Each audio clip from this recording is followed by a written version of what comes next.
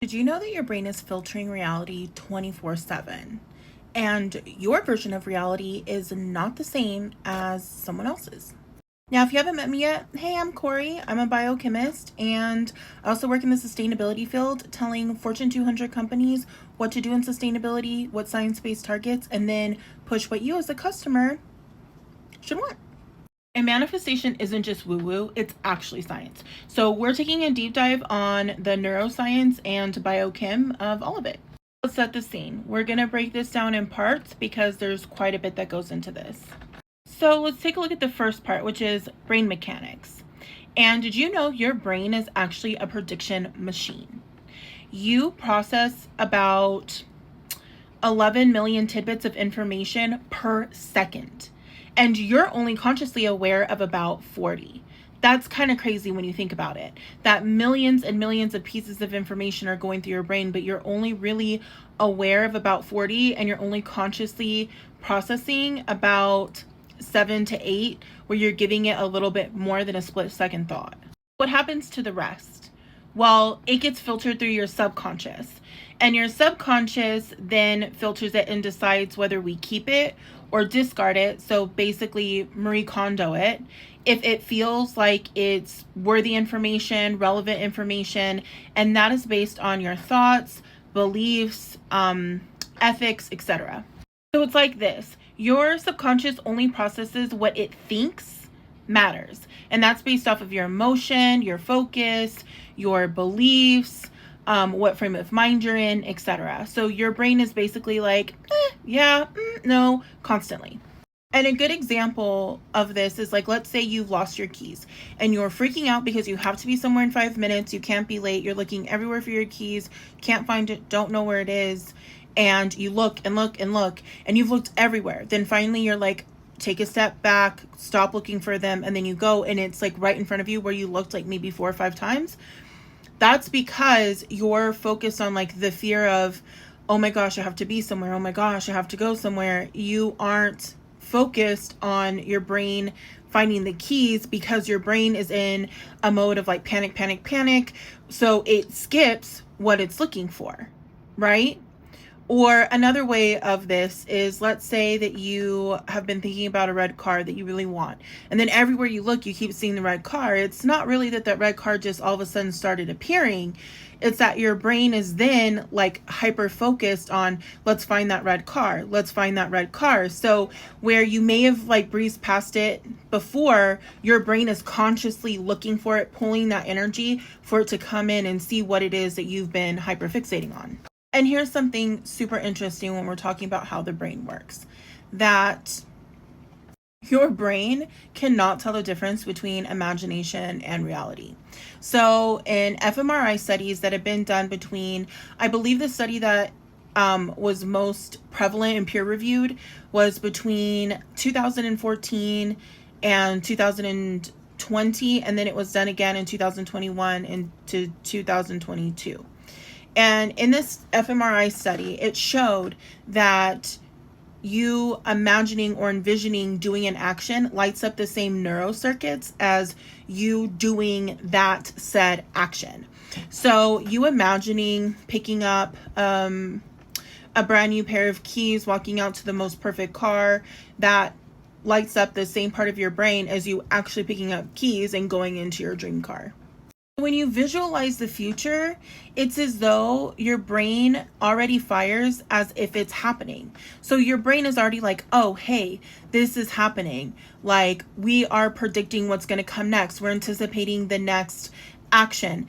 And so then you're tapping into that energy frequency, which your brain is like looking for that thing to happen so it can respond to it. So it's pulling and pulling and pulling, which is why it's important when they say, hey, you're manifesting, you should envision it, because your brain is actually going to reach for that and try to pull in to make that happen. So really, you're training your brain to expect that reality.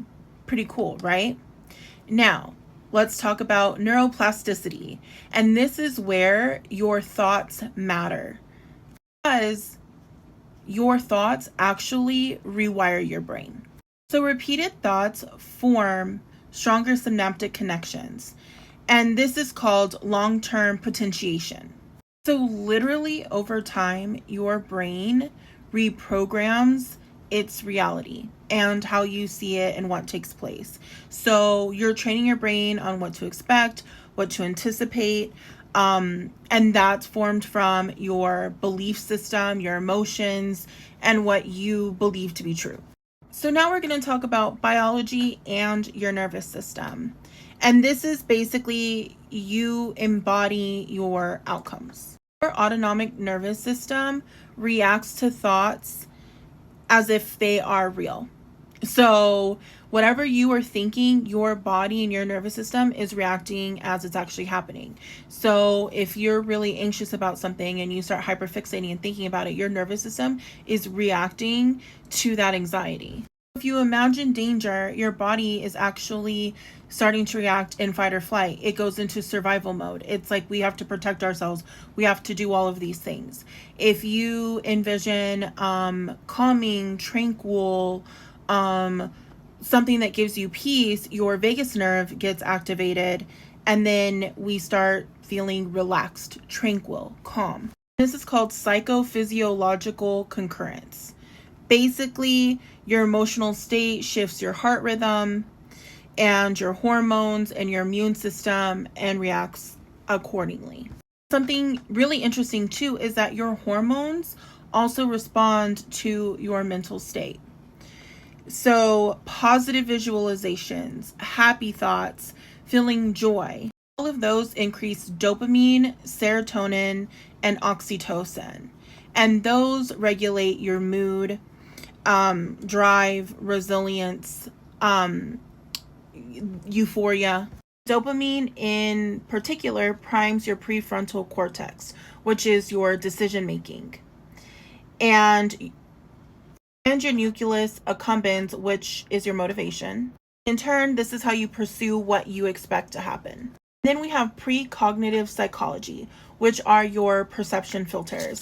So this is how your brain perceives what's going on. And something in particular of how your brain does this is RAS. That's called the reticular activating system. This is your brain's filter. This is your internal filter. So this decides what your brain pays attention to and what it ignores. So Marie Kondo, what do we keep? What do we throw out? Manifestation, when you focus on your intention, you are priming your RAS. So you're basically sending the bat signal to your RAS that's like, ooh, okay, we're looking for this, we're doing this, we're getting ready, we know what we're looking for, what we're expecting, and what we're wanting to attract. And then your RAS will look for people, goals, things, whatever it is that contributes to whatever your goal is. So now it's like, let's notice that, let's bring that in, let's focus on this, of all of the things that align with the goal that you're looking for. Cognitive dissonance drives behavioral change. So when the version of yourself that doesn't align with your intentions, your brain then creates tension for you. It basically pushes you to align your actions on what you're wanting to happen. So if you're wanting to lose weight and that's your focus and you keep getting lazy, you're going to start feeling tension. Like, I need to, I'm getting jittery, I can't sleep. That's your body being like, hey, look, boo, you are off the ride. You are not on the right road. You need to get on the road, or this tension's going to keep happening. And manifestation sets the cognitive target that your psychology is then trying to follow. And last, and certainly not least, because there's way more to this and a lot more science, and I'm happy to share that if you're interested, but let's talk about quantum possibility. This is light science. So your observations affect your outcome. So the double slit experiment actually shows that observation collapses quantum possibility. I had to read that because I want to make sure that I get it right, into a single reality. Now, quantum physics is not my expertise, but I will say, if you're interested in any of this and all of these possibilities and you're into theories, I highly suggest you try a baby look into quantum physics. Basically, this is saying your attention literally changes behavior and your behavior on a subatomic level. Then we have entanglement and coherence. So intentional states like gratitude, thankfulness, focus, attention, focused emotion. These are all types of intentional states. You can create coherent fields measurable in your brain and in your heart. So bear with me because I want to make sure that I say this correctly. The coherence extends beyond the body, loading researchers to hypothesize consciousness may interact with the field beyond classical space and time. So basically this is like the consciousness, right? So it's saying that as your brain is like active, it is tapping into something that is beyond your consciousness and beyond something that you can consciously be aware of. So you are tapping into something beyond for you to even know of getting this information, creating it, and attracting it. So putting this all together is that your brain is constantly going. Your brain can create its reality however it wants, and you can change your reality and how you perceive it at any time. You can change what you're wanting to attract, you can change what you're wanting to manifest and bring in, all with retraining your brain, because your brain wants to please you. Your brain wants you to be happy. And so by really focusing and taking your time to understand what you're telling yourself and taking time to really pay attention to your thoughts, because your thoughts have so much power. That is how your brain operates. That's how it perceives yourself. That's how it perceives its surrounding. That's why if you've ever spoken to a therapist, they'll tell you about affirmations and you may feel like they're so stupid, but they're like, fake it till you make it.